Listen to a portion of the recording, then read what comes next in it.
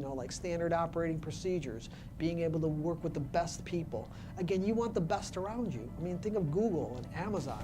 I mean, those people they're the best of the best. Everybody wants to work for those companies because they are incredible, because they are the best. And that's what you want to create as a business owner. You want to create that culture. So my goal is to help that company to create that company culture that's going to grow your business to success. And it doesn't happen unless you get your people together.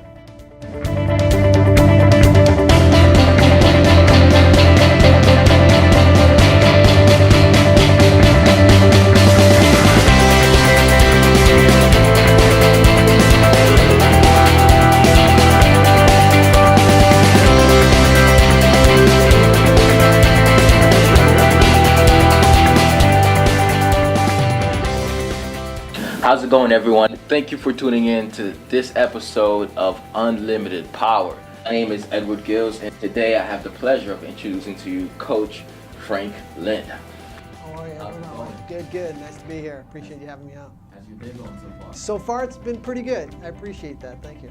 Thank you for making it out here to FAU. One thing I like to say is I don't introduce anyone to the show. I let them introduce themselves. Okay. Because I believe that people can make the most powerful statement. Right. So why don't you tell us a little bit more about yourself? Well, the way I got started is I'm actually from Chicago, and I love the weather here. So my wife and I moved out to South Florida, which is kind of how we got started. But as far as being a business mentor, I've actually been. My father started off as an entrepreneur, and he owned a lot of apartment buildings. He owned a drugstore. He owned a lot of little businesses in the area, and unfortunately, my father passed away at the age of 42. And when he passed away, he left a lot of things for my mom to clean up. She was unable to do it. She was actually a stay-at-home mom, and she wasn't able to do a lot of the things that she thought she could. So she had to learn a lot. And a lot of the things that she had, apartment buildings and the homes that my father left, he was kind of a real estate investor. And we had to give it all back to the bank. So my mom lost all the things that he had created. And as I saw this, I was just a kid. I was like 13, 14 years old, and when he passed away. And in seeing that, I noticed a lot of business owners that they would struggle. And my thought was that if I wanted to create anything, I wanted to be able to give back and help other entrepreneurs and help other businessmen. So I started doing a lot of things on my own, learning from some of the things that he gave me, which is some of the things that I talk about in my book is the importance of my father and some of the lessons that he actually taught me when I was growing up, and how to be a business owner and how to actually get people involved. And you need a team. You need a team of people that work with you. And in building that team, I think that's the most important and the most critical, is that we tend to try to do a lot on our own. And we don't hire mentors, or we don't bring on people that actually can help us in our endeavors to grow. And in doing that, we try to do what we consider to be like the lone wolf approach. I'm going to do it all by myself, and I'm going to try to. Talking about exactly. I saw you laugh. Exactly, because it's like we need each other, and people don't realize the importance of connection. We are getting distance because of social media, but I disagree. I think it brings us closer together. We want to be around people. We want to be connected.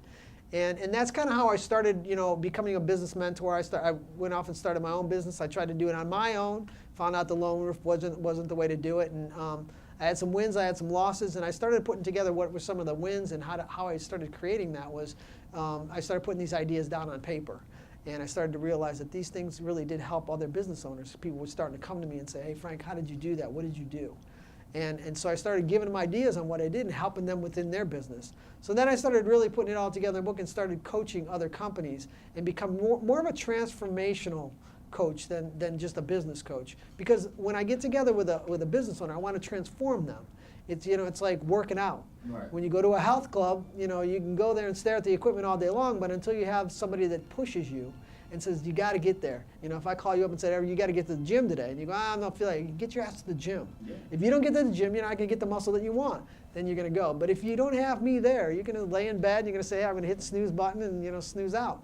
And that's how business owners do it. They tend not to really pay attention to their business unless somebody's lighting a fire on them, and that's what I'm there for. To kind of give them that fire they need. So I help raise their game. Yeah, so you're like the coach for business. Absolutely. I like it. Yeah.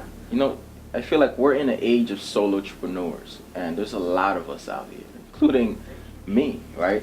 And we're just like, we have this great idea, and we want to get it out there to the world, and we're just trying to figure out, how do I do it?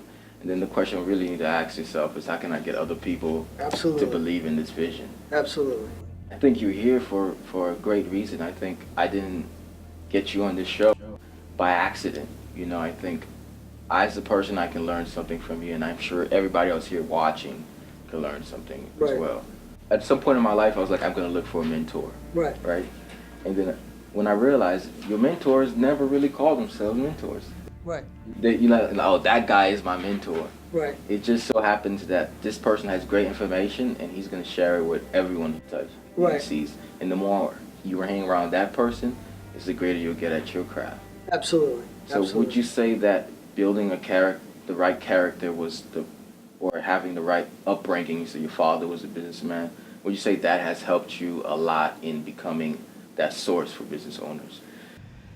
You know, my father was actually the ignition, I think. But sooner or later I had to do it. You know, I always tell my clients, I say, listen, you know, having a great idea or having a good business is like having a really nice pair of running shoes. You know, they're great and all, but you got to, at some point, you got to put them on, you got to run. You know, it doesn't help you to have really cool looking equipment. You know, you got to be able to utilize those things. And that was I think that's the catalyst of my father. But, you know, I did surround myself with people who actually knew business and who understood business. And again, my goal always is I pay for the best. You know, the best of everything is, if it's within my grasp, that's what I invest in. You know, I have the best right now. I have the best coach there is available. And he teaches me. I can call him on the phone and say, hey, I got this issue, and he'll train me on how to do it. I hire the best. I work with the best. I want to make sure that these people are exactly getting what they need. You know, when a business is struggling, you know, it's a transformation. You know, you come to me and say, hey, my business isn't working right. What do I do? And, you know, my goal is to say, okay, here's what's it worth to you? For your business to continue to struggle and lose thousands of dollars every month, or use hundreds of thousands. I'm working with a company that's losing hundreds of thousands a month. You sit down with me and you're going to say, what do I need to do to make it right? And what's that worth to you? Is it worth saving your business? And if it is, then you hire me because I'm the best at it. And that's exactly the way I pitch it to my clients. You know, I'm not the cheapest guy around, and I don't claim to be. I'm the guy who's going to help you get out of this predicament that you put yourself into. How do we do that? We do it together, and we do it with your team, because you can't do it alone. You can sit there and stare at that business all day long, but it doesn't work unless you get these people involved. And that's what I'm there for. I raise your game. I help you elevate yourself. Because after you work with me, you're like, hey, I got to do this. I got to be on board. You know, so that's my job. You know, I got to make sure that I push you fast and hard enough so that you actually succeed, because I don't succeed unless you succeed. You know, and that's kind of the name of the game. So the clients that I work with, again, I've worked with over 4,000 clients, and they all have that win at the end. You know, they end up accumulating that profit growth, which is what we look for. Within a business, you want profit growth. I mean, it doesn't work unless you do. So that's really what we strive for, is to get you that profit growth and to have your team help you in doing that. Really, so profit growth is your main focus, or just restructuring the business, or are you focusing on the sales aspect of it? That's great. That's a great question. I think that, you know, if somebody says, like, Frank, what do you actually do? My first goal is to get your team on board. You know, I say there's 3 important things to every business, and the first thing is your team and you have to have a great attitude. That's it. Without a great attitude, it ain't going to work. You'd have all the skills and all the knowledge, but if you're an asshole, can I cuss? Yeah. If you're an asshole, it ain't going to work. You know, that's the problem that we have, is we have business owners that don't take their teams into consideration, that these people are what's going to help grow your business. So they have to have good attitude in doing it. They have to have good mindset.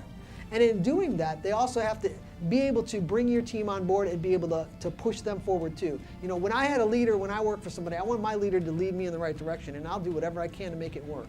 And if you're the same leader and you're the same business owner, that's what people want. They want a leader who's going to step forward. I just read an article about Elon Musk, and when he sent the rocket to Mars, and the first rocket exploded, and everybody was like all up in arms. They're like, I can't believe this is happening. It's terrible. And he sat everyone down. He said, listen, I'm a winner, and I don't lose. If you stick with me, we're going to win. We just accomplished something that no other country that countries can't even accomplish. We send a rocket into space. He goes, by the end of this time, we will have a rocket on Mars. And he said the whole vibe of the office and the room just changed. He said everybody was happy, they were proud, and they were like, this is our leader. This is who we believe in. And that's what I'm trying to get across to my business owners when I work with them. You are their leader. You're the one who's leading this team. And to do that, you have to rally up everybody and say, hey, here's what we're going to accomplish. This is our goals. I have this vision, and I want you to help me get there. And that's the whole process of our game. The second thing is that you really have to believe that the impossible is possible. How do you accomplish anything unless you know that? To me, there's nothing that's impossible. Nothing. I mean, I've seen it. I've watched it. I've seen businesses go from nothing and be making $2 or $3 million by the end of the year, and they just sit there in awe, going, "How did this happen?" It happens by putting the right people in the right places and gathering the right people and really scrutinizing that for success. And that's really what we need to look at. How do we put that together and put together a project and a strategy where everybody's working on the same page? When everybody's working individually, nothing's getting done. But when you gather those people together and you say, hey, here's what we're going to accomplish, it's sad because I got business owners that are working 40, 50, 60 hours a week, and they're just struggling. And by getting everyone together and working as a team, it can really pan out. I mean, they can really solve a lot of problems. And that's what I look to do. I go in there to help them get to that goal. The third one is that you actually have to have a way to actually gather the profit losses that you have within a business. Where are your biggest losses? I call it profit leaks. So as an example, you have a profit leak within the business. Well, how do you know how to find it?